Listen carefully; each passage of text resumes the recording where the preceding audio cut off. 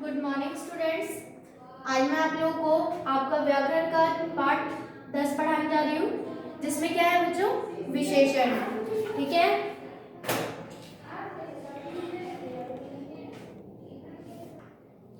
अब देखिए विशेषण कहा किससे जाता है, क्या होता है विशेषण। तो मैंने यहाँ पे 4 वाक्य लिखे हैं। इसमें देखिए पहले वाक्य में काली गाय, उस परिवार का एक बालक लंगड़ा है, गिलास में थोड़ा सा दूध ले रहा हो, दानी हरिश्चंद्र को कौन नहीं जानता है। ठीक है, तो मैंने ये वाक्य लिखे हैं। इस वाक्य में अब विशेषण क्या है, तो देखिए बच्चों, इस वाक्य में काली, लंगड़ा, थोड़ा सा और दानी, ये जो शब्द है ये हमारे विशेषण है। ठीक है, क्यों है विशेषण, क्योंकि ये संज्ञा शब्दों की विशेषता बता रहे हैं। ठीक है, जैसे अब गाय, गाय क्या है, संज्ञा है, तो ये संज्ञा शब्दों की विशेषता बता रहे हैं कि जो गाय है वो काली है। तो काली शब्द क्या है, इसकी गाय की विशेषता है, तो ये काली शब्द विशेषण हो गया। अब उस परिवार का एक बालक, तो बालक क्या है, संज्ञा शब्द, बालक की विशेषता क्या है कि वो लंगड़ा है। गिलास में थोड़ा सा दूध ले आओ। अब ये थोड़ा सा शब्द किसके बारे में बता रहा है, दूध के बारे में बता रहा है, यानी कि दूध भी क्या है, संज्ञा शब्द है, तो इस संज्ञा शब्दों की विशेषता बता रहा है कि थोड़ा सा। ठीक है, तो ये थोड़ा सा शब्द भी विशेषण है। हरिश्चंद्र की विशेषता यह थी कि वो दानी थे, तो ये दानी शब्द क्या है, विशेषण है। ठीक है, तो अब देखिए संज्ञा और सर्वनाम, वे शब्द जो संज्ञा या सर्वनाम शब्दों की विशेषता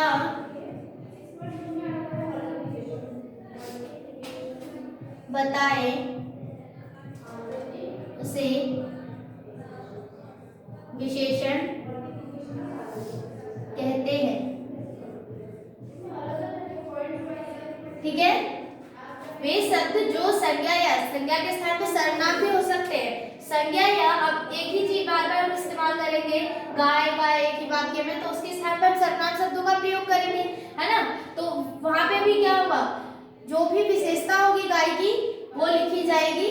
तो संज्ञा या सर्वनाम शब्दों की विशेषता में अच्छाई, बुराई, गुण, अवस्था, दोष। अब ये बोलोगे इसमें तो लंगड़ा है, तो ये कौन सी विशेषता हो गई।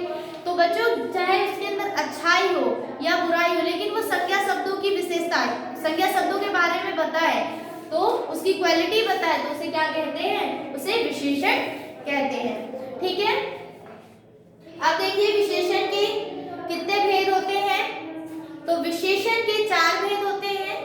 पहला है, यहाँ पे लिखा मैंने विशेषण, इसके भेद हैं गुणवाचक,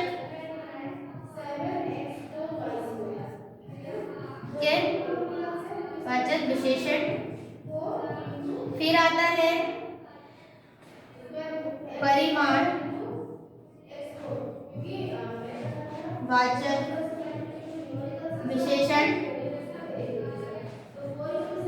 फिर आता है संख्यावाचक विशेषण,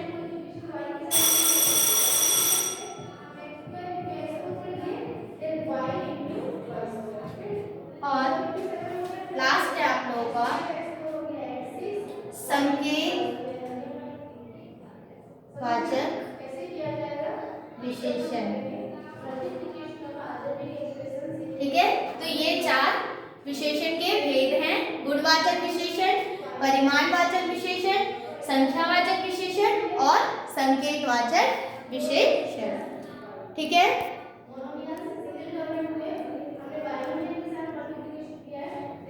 अब देखिए गुणवाचक विशेषण में क्या क्या आ जाते हैं। तो गुणवाचक विशेषण में उसके भाव आ जाएंगे, रंग आ जाएगा, दशा आ जाएगा, उसके बाद आकार, समय और गुण आ जाएगा। ठीक है, भाव में जैसे अच्छा, बुरा, कायर, वीर, डरपोक, ये सारे शब्द आ जाएंगे गुणवाचक विशेषण में। रंग में भी काला, नीला, गोरा, सफेद, चमकीला, ये सब भी गुणवाचक विशेषण में ही आएंगे। उसके दशा, दशा यानी कि सूखा, बूढ़ा, बच्चा, छोटा, बड़ा, ये सब जो होते हैं वो गुणवाचक विशेषण में आएंगे। आकार, गोल, नुकीला, सुडौल, ये सब भी गुणवाचक विशेषण में ही आएंगे। समय, जिससे समय का बोध हो, जैसे कि अभी सवेरा हुआ है, संध्या का समय है, तो ये सब भी किसमें आते हैं? गुणवाचक विशेषण में ही आते हैं। और जिसमें गुण का बोध होता है वो गुणवाचक विशेषण में तो आते ही हैं। ठीक है, फिर आता है आप लोगों का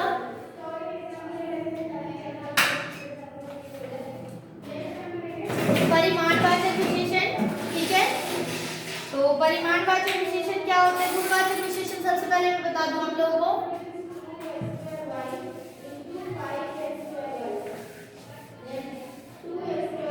जैसे कि मैंने यहाँ लिखा कायर पुरुष, ठीक है,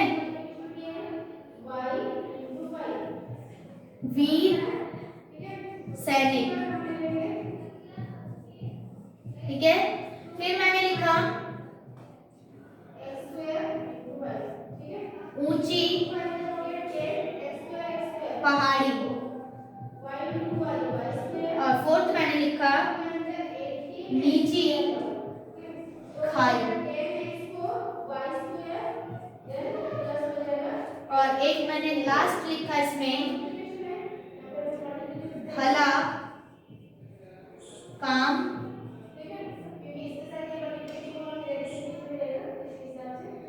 उसके बाद पतला व्यक्ति। ठीक है, ये मैंने इसमें कुछ वाक्य लिखे हैं। अब देखिए इसमें कायर, वीर, ऊंची, नीची, काला, पतला, ये सब क्या है? इन संज्ञा शब्दों की विशेषता बता रहा है।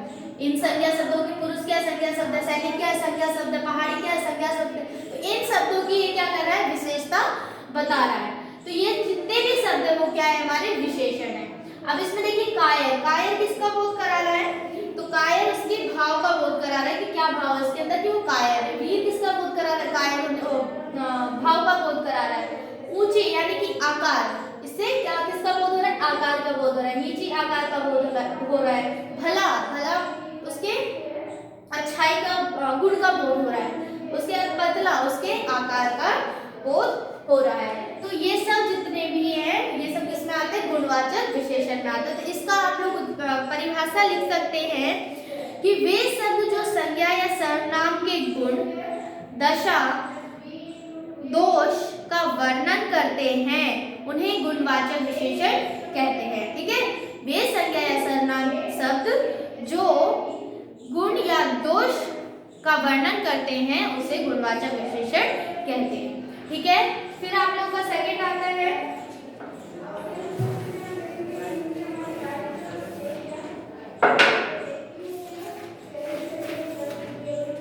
परिमाणवाचक विशेषण। ठीक है,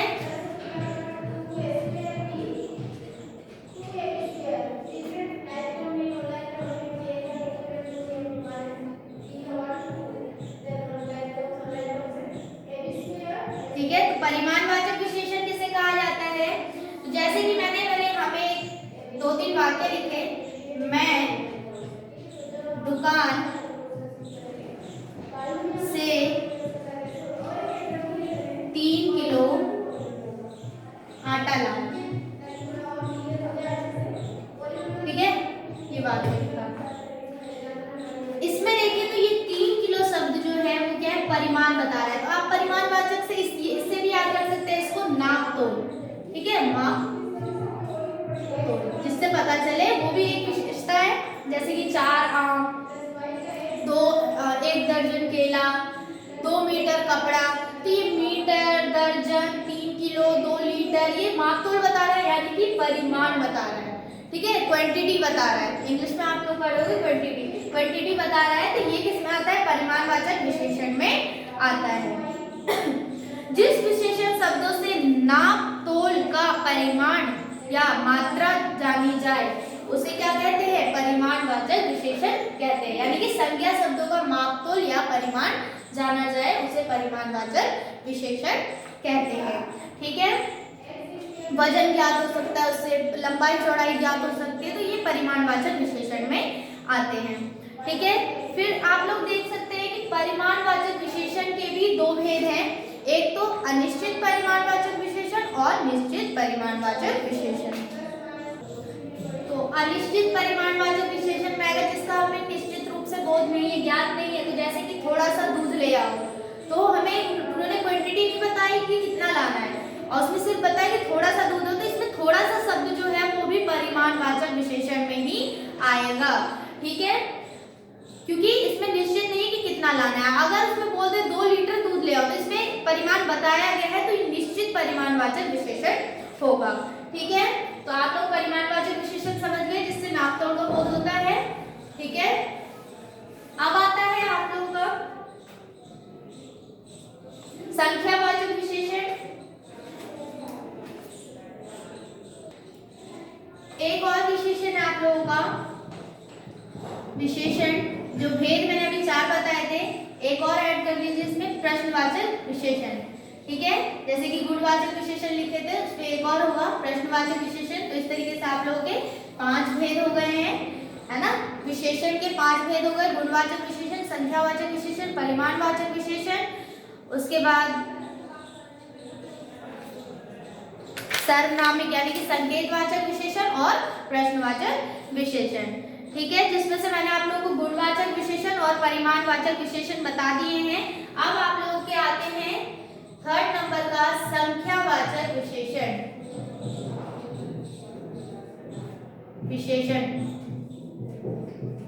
देखिए, अब संख्यावाचक विशेषण क्या होते हैं, जैसे कि मैंने यहाँ लिखा 2 रोटियां ले आओ। ठीक है, मैंने लिखा है यहाँ पे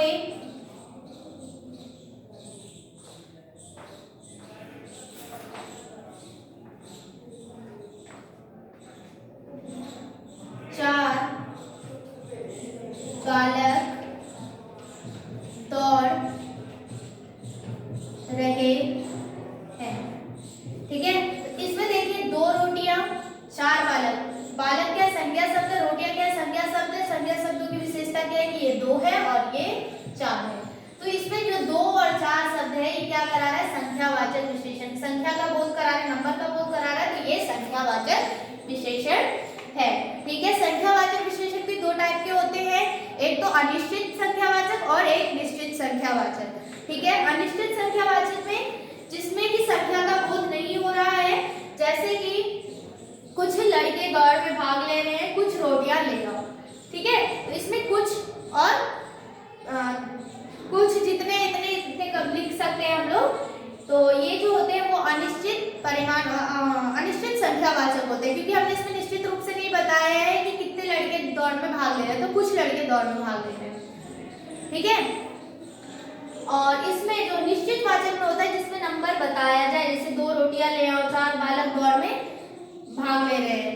ठीक है, तो यहाँ पे आप लोग का ये संख्यावाचक कंप्लीट होता है, जिसमें नंबर का, तो उदाहरण परिभाषा में बता दूं कि जिन शब्दों से या जिन विशेषण शब्दों से संख्या का बोध हो, संख्यावाचक का बोध हो, वे संख्यावाचक विशेषण कहलाते हैं।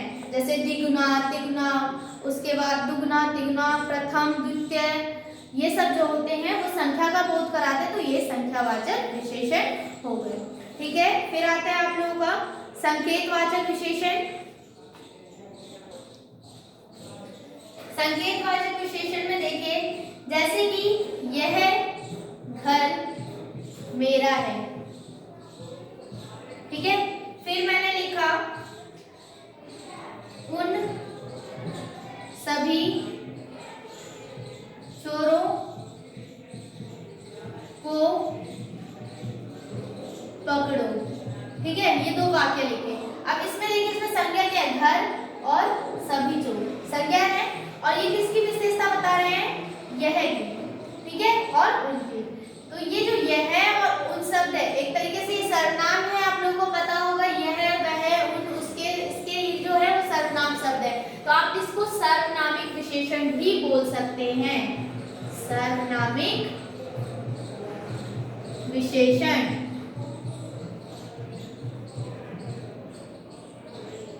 ठीक है, संकेतवाचक विशेषण या सर्वनाम। तो हम ऐसे बोलते हैं कि यह घर मेरा है, ठीक है।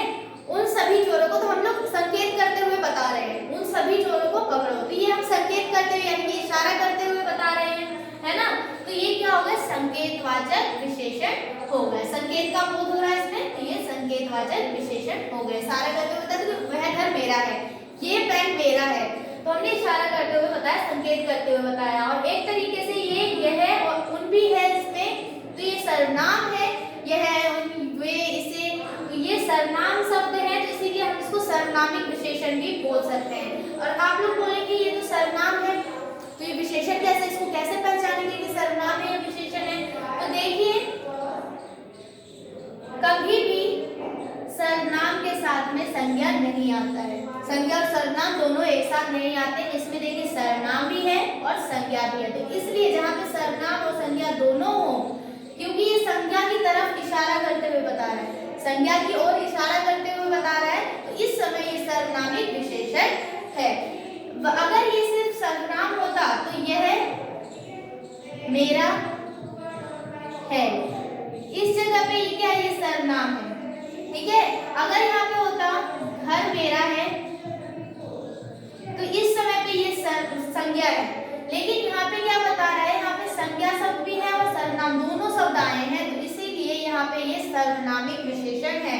अगर सिर्फ यहाँ पे घर हट जाता और यह मेरा है, तो उस समय पे इसके साथ संज्ञा नहीं उपस्थित। अगर हम इसको हटा दें तो इसके साथ इस समय संज्ञा उपस्थित नहीं है, तो ये यहाँ पे सर्वनाम है, सर्वनाम का कार्य कर रहा है। लेकिन यहाँ पे संज्ञा भी है और सर्वनाम भी दोनों उपस्थित है, तो इस समय पे ये क्या है, विशेषण है, ठीक है। आई होप आप लोग समझ गए होंगे। तो ये आप लोगों का सर्वनामिक विशेषण है। अब आता है आप लोगों का लास्ट, जो मैंने अभी बताया, प्रश्नवाचक विशेषण, ठीक है। 5th नंबर का आप लोगों का है प्रश्नवाचक विशेषण।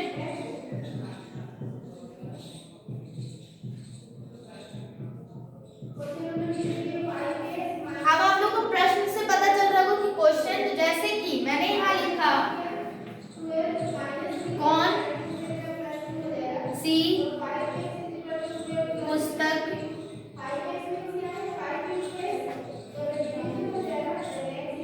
में पढ़ा, ठीक है। तो यहाँ पे जो कौन सी शब्द है वो पुस्तक की विशेषता बता रहे हैं, तो ये जो है ये कौन सी शब्द, ये क्वेश्चन कर रहा है, ये प्रश्नवाचक विशेषण है, ठीक है। अगर यहाँ पे कैसा कपड़ा चाहिए, तो यहाँ पे जो है कैसा शब्द कपड़े की विशेषता बता रहा है कि कैसा चाहिए, तभी तो हम उत्तर देंगे कि हमें कैसा चाहिए, कैसी क्वालिटी चाहिए। तो यहाँ पे जो कैसा शब्द है और कौन सी शब्द है, ये प्रश्न का बोध करा रहे हैं, तो ये प्रश्नवाचक विशेषण है, ठीक है।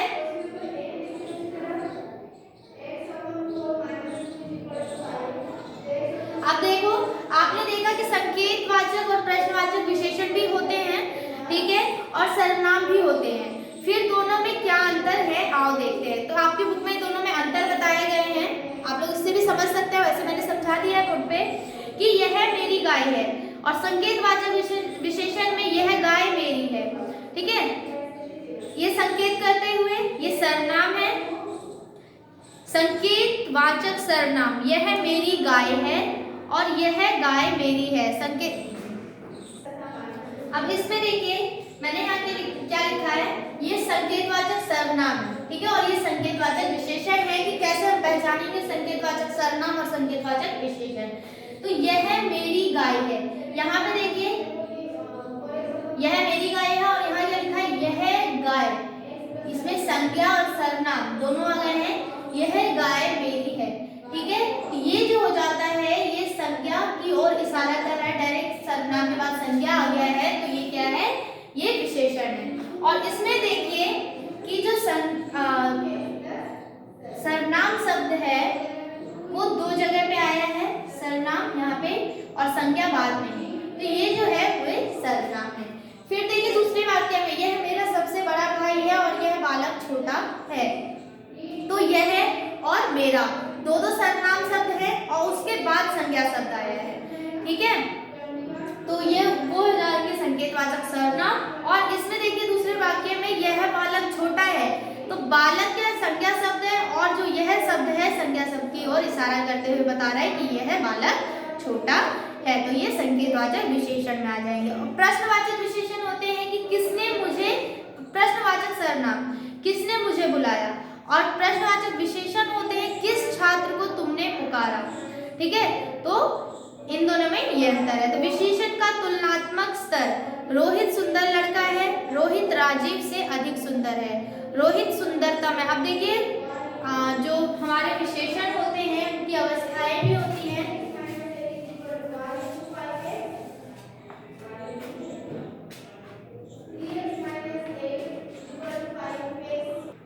अब देखिए विशेषण का तुलनात्मक स्तर, ये क्या होता है कि दो विशेषण के बीच में तुलना करना बताता है। तो वो तीन प्रकार से हम कर सकते हैं, जैसे कि तुम्हारी बुक में, आप लोगों की बुक में ये दिया हुआ है वाक्य, रोहित सुंदर लड़का है, रोहित राजीव से अधिक सुंदर है, रोहित सुंदरतम लड़का है।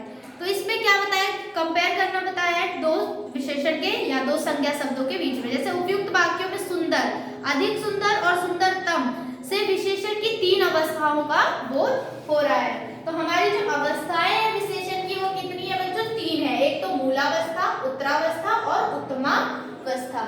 ठीक है, मूलावस्था में क्या होता है कि इस अवस्था में विशेषण अपने मूल रूप में होता है, कि जो उसका रूप है, जैसे कि इसमें सुंदर, तो सुंदर क्या है, मूल रूप है, अपने मूल रूप में सुंदर सब मूल रूप में है, तो विशेषण इसमें अपने मूल रूप में है मूलावस्था में।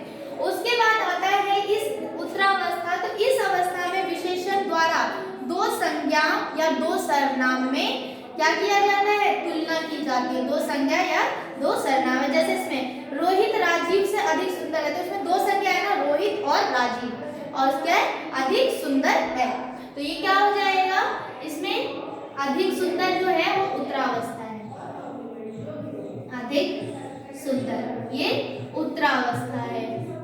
फिर आता है उत्तमावस्था, तो इस अवस्था में विशेषण द्वारा किसी एक संज्ञा या सर्वनाम का अन्य सभी संज्ञा या सर्वनामों की तुलना की जाती है। एक संज्ञा या सर्वनाम का किसी विशेषण द्वारा किसी एक संज्ञा या सर्वनाम का अनेक यानी कि बहुत सारे संज्ञा और सर्वनामों से, जैसे आप एक हो रहा आपका बहुत सारे लोगों से तुलना किया जाए तो उसे उत्तमावस्था बोलते हैं। उत्तरावस्था में ये होता है कि आपका अकेले की तुलना किसी और से की जाए, किसी दूसरे से की जाए, लेकिन उत्तमावस्था में ये होता है जो आपकी अकेले की तुलना और बाकी लोगों से किया जाए। ठीक है, तो वो उत्तमावस्था होता है, जैसे कि सुंदरतम। ठीक है, ये है उत्तरावस्था। मूलावस्था जिसमें मूल रूप में होता है, उत्तरावस्था में जिसमें दो व्यक्ति या वस्तुओं के बीच में कंपैरिजन किया जाता है, जैसे संज्ञा सर्वनामों के बीच में। और उत्तमावस्था वो अवस्था होती है जिसमें एक संज्ञा या सर्वनाम का बाकी अनेक संज्ञा और सर्वनामों से तुलना की जाती है। जैसे आप लोगों की बुक में दिया हुआ है, देखिए तालिका बनी हुई है मूलावस्था, उत्तमावस्था और उत्तरावस्था की। आप लोग इसको रीडिंग करेंगे अच्छे से और समझेंगे। ठीक है, जैसे कि अधिक का क्या हो जाएगा, उत्तमावस्था, उत्तरावस्था अधिकतर और उत्तमावस्था अधिकतम। तो आप लोगों को ये अच्छे से रीडिंग कर लेना है। फिर आप लोगों का है विशेषणों की रचना। विशेषण की रचना किस प्रकार की जाती है, तो इत जोड़कर, ठीक है, कुछ वाक्यों में हिंदी। तो देखिए संज्ञा से कैसे सर्वनाम बनाया जाता है। पहला है संज्ञा से सर्वनाम बनाया जाता है, सर्वनाम से विशेषण बनाया जाता है, संज्ञा से विशेषण बनाया जाता है, सर्वनाम से विशेषण बनाया जाता है, क्रिया शब्दों से विशेषण बनाया जाता है। ठीक है, तो इन शब्दों से विशेषण बनाया जाता है। तो संज्ञा शब्द हमारे हो जाते हैं परिचय। मैं एक उदाहरण देकर समझाती हूँ आप लोगों को। परिचय, परिचय में इत जोड़ देंगे तो क्या हो जाएगा, कौन सा विशेषण शब्द बन जाएगा, परिचित। जैसे बाधा एक संज्ञा शब्द है, भाववाचक संज्ञा है बाधा, और अगर इसमें इत जोड़ देंगे तो बाधित ये विशेषण बन जाएगा। इम जोड़ने से बनता है, आलू जोड़ने से बनता है, इक जोड़ने से, ये सब जो है हमारे प्रत्यय जोड़ने से, संज्ञा शब्दों में ये प्रत्यय लगाने से क्या बन जाएगा, हमारा विशेषण बन जाएगा। उसी प्रकार सर्वनाम शब्द है, वह में अगर सा प्रत्यय जोड़ दे तो वैसा। ठीक है, यह में अगर सा प्रत्यय जोड़ दे तो ऐसा। उसके बाद क्रिया में, क्रिया क्या होता है, काम, तो कहना, पढ़ना, सुनना, ये सब काम है। तो कहना में अगर इत जोड़ दे तो कथित हो जाएगा। तो ये सब जो है हमारे क्रिया से विशेषण बनाने के नियम हैं, आप लोग इसको भी अच्छे से रीडिंग करेंगे और समझेंगे। ठीक है, तो यहाँ पे आप लोगों का ये चैप्टर कंप्लीट होता है। आप लोग इसको अच्छे से समझेंगे और रीडिंग करेंगे। जो नहीं समझ आता है वो मुझसे कमेंट करके पूछेंगे। Okay, thank you.